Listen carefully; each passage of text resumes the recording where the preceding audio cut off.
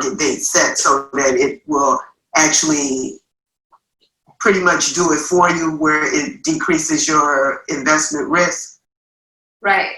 And it's going to invest more in bonds and less risky stocks and more funds, things like that.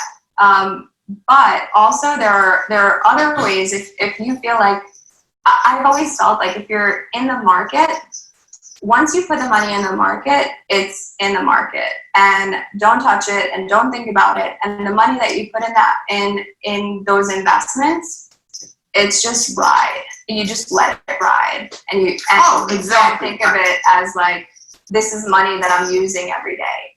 And then there are other ways to kind of make some additional interest, and there's small ways. But have the investments be much safer. So not necessarily investments, but savings. So one of the biggest things you could do is get away from a brick and mortar bank. Actually look at what the bank is giving you on that savings account. Because when I moved my money from a brick and mortar into an online bank, I made more in interest in the first month than I had the entire previous year. So if somebody's willing to give me more money for my money, because that's what they're doing. They're taking and they're using your money to make more money. When you say brick and mortar, are you saying like no more Chase, no more bank? Like there's banks that are strictly online? Yeah, there are banks that are strictly online, and because they don't have that overhead and they're not as popular, they're willing to give you more. Like who, for example? So one of them is like Barclays. There's Marcus by Goldman Sachs. The American Express has a savings account. There's Ally. So do you do any brick and mortar? Sorry? Do you use any brick and mortar? So I do use a brick and mortar. My checking account is in a brick and morter. And then who do you use? Transfers money. So I use Chase. Okay. And initially I had a Chase savings account, and I was making absolutely nothing on my savings. And it was just sitting there, and it wasn't working for me. And I'm a firm believer of, you have to give your money a job. Every dollar is your employee. I'm all about that too. For you. Exactly. So if it's going to be sitting somewhere, it needs to be sitting somewhere making money. Yeah. And then there's, if you have a big chunk, let's say, and you're not sure if you're going to need it, but you want to get a higher interest rate on it, and you want to, you're definitely not going to need it in, let's say, a year or two, you can actually create what's called a CD ladder, which CDs will give you more interest, but you have to lock your money away for a certain period of time. But what a CD ladder is, like, you get one CD, you split the money up into a couple of different CDs. One that's like 5 years, 4 years, 3 years, 2 years, 1 year. Right now you have all of those. Every year, one of those are going to free up. And if you need that money, you pull it out. And if you don't, you put it in another 5 year. And you just keep putting your money into that ladder. And it makes more interest, and every year more money, one CD is freeing up. You decide if you need to use that money, and if not, you throw it back in. And you just keep going. And that's a way to have it kind of be liquid and available to you, but not be. Right. You know what's going through my mind too, because I want to speak for some listeners out there, because a lot of people, not the best analogy, but it's kind of like how sometimes people think that they can train their own dog, and this is what I've been doing. That's my expertise. Sometimes people think they can manage their own money, and that's not an art and a specialty and a thing in itself, that you should have a coach. So what do you say to people that, let me ask you this. It's like, because you feel that because I read your website, you have tons of information. So my aunt, who's one of the most savviest financial people that I know, do you feel that regardless how savvy a person might be, whether like me, who are like, I'm definitely not the best at saving, that's for sure. You can obviously for sure help me, which you're helping me. You're hired. But then Are you bringing something to the table? Someone like my aunt, she's retired, she already had her finance. Are you going to give her some aha moments? Yeah, of course. I love that. Of course, you hear that, Tammy? Of course. I mean, I have an accountant that I get on the phone with regularly to do strategic planning. There's always something that can be improved. There's always something that can be worked on. And Absolutely. money is such an emotional thing. We think of it as like this rational, logical thing. It's not. It's completely tied to our emotions. It's completely tied to our childhood experiences. Part of what I do is almost like money psychology. We go in and we talk about did you say money psychology? That you've gone through to get you to this point. Why is it that you think about money in this way? And then we break that down, because once you understand why you do things, then you have the opportunity to change them, get rid of them, improve them. Did you just say money psychology? Yeah. I like that. You have so many awesome terms. We have just eaten up. And actually, we've talked for more than an hour, because you and I talked for like 30 minutes prior to this. We can talk about this forever, ever. And like, I've been putting everyone in the spot. I have to ask you a serious question that's way beyond if you have corona, which is way beyond. I need to have a background check on you. Are you ready for this question? What was that? I have to ask you a serious question. Okay, go for it. Are you ready? Yes. I gave you my disclaimers. So we love this podcast. You rock. You have so much information. You're our fourth show of the year, right? Will you come back January 4th, 2021? Of course. Yeah. Wolfkeeper. Yeah. That question, that's not serious.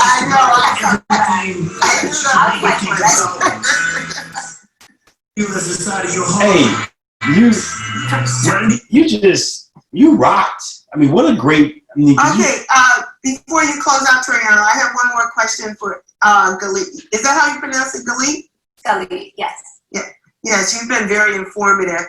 But the question I did want to ask you, because right now, because Toriano was referring to me when he said as far as, I'm all about getting your financial life in order. And I did have a question regarding financial advisors, because currently I do have two different financial advisors, one that was through employer at the hospital I work for, and then one that I kind of acquired through my father because it was actually his financial advisor. Do you recommend having more than one financial advisor so that you can have a different perspective, or do you think a person should limit themselves to just focusing on one financial advisor? No, I think that you want to surround yourself with as many people that can help you as possible. You want as many different viewpoints, because one person will have, and especially when it comes to, you're talking about like specifically financial advisors that sell you investments or insurance. You have to understand that also on some level, they are working for a commission. Exactly. So they're not necessarily looking at their motives are not going to necessarily be exactly. So that was because I talked to people and they say, why do you have more than one? Because I actually had three technically, but two that I use on a regular basis. But I talked to some people and they say, well, why do you have more than one financial advisor? Because that's going to, confuse you. I said, no, because the more viewpoints you can get, the better you are as far as your financial future. So I just wanted to get your perspective on that. Because it's actually one of the reasons that I don't sell investments and I don't sell insurance, and I've never wanted to, because I want it to be about the financial literacy, and I want it to be about what's best for that person.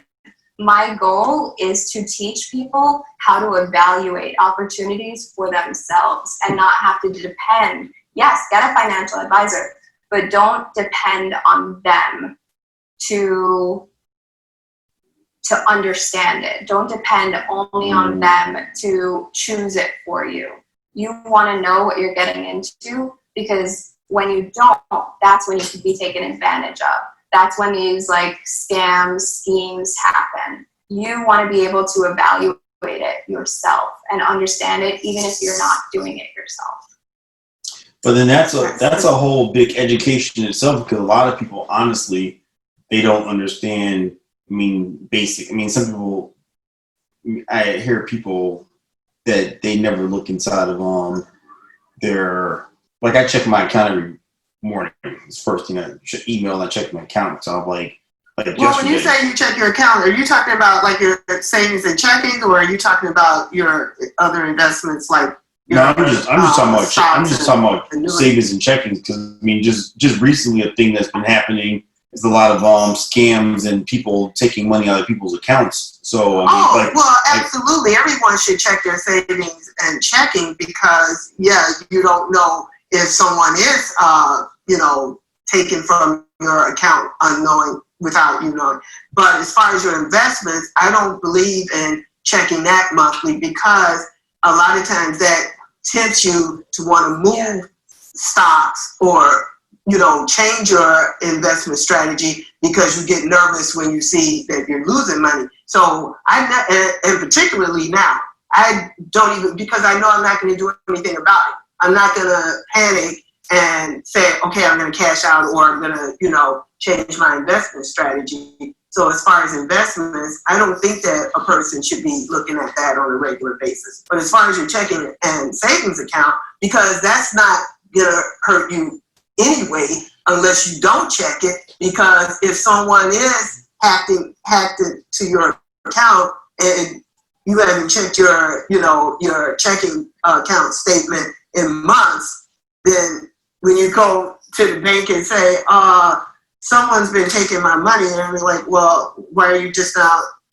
letting us know? No, where I was going with that story. You can actually set up to get alert notifications. Oh yeah, with Chase, that's exactly. I get a text message anything over 1 cent. So that's how I have mine set up. Mine is $100, because it would be annoying for me. I would be getting alerts every single day. But I have it set up so that with Chase, if you set up your alert, anytime you go over that amount, it sends you a text letting you know that this was above whatever your limit that you had set was. So. Yeah, and the reason that I do it at 1 cent at the small amounts is because that's now kind of a favorite of people that are funneling money out of accounts, because they know that small amounts don't get noticed. Right. That makes sense. So I'm going to change that today. $4, $5. Nobody's looking at it, so they could take $5 out of hundreds of accounts, and nobody will say anything. And Galit, that's where I was going with that, because some people don't even check their accounts. I mean, not even daily. I'm talking about weekly, because I'll hear people. I have a friend that's like that, and he'll come in out of nowhere, just like, "Oh my God, I just realized," and they'll be spending like the whole day on the phone with the bank. This is not my chart. I do that. I mean, especially now, because they've said, I've been reading articles about there's been so much fraudulent activity going on between these SBA loans and everything else. But that's a whole educational thing right there by itself, which I want to encourage people to go to financialchartress.com. Galit, Tsadik is the beast. We're bringing you back January 4th. We're going to kick off the year about finances right out the gate. I think you need to bring her back before.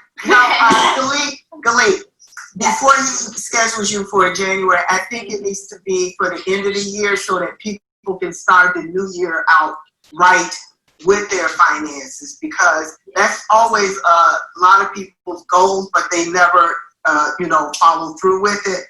So Yeah. I think it would be better for him to schedule you at the very end of the year so that people can, for the new year, No, I start agree. out. For sure. I definitely. Well, you and I are gonna be talking. I appreciate you so much for being on this show today. Thank you to Dana Humphrey, who co-produced the entire month of August, who was just a beast. Thank you, Chanel Nell. Thank you, Tammy Yammy out there with y'all information. You guys all know it's a national holiday today called Toriano Sanzoni birthday.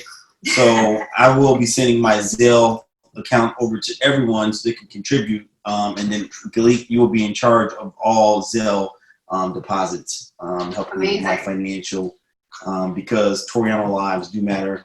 And I want everyone out there to celebrate my birthday with me. Amen. Hallelujah. I'm doing it.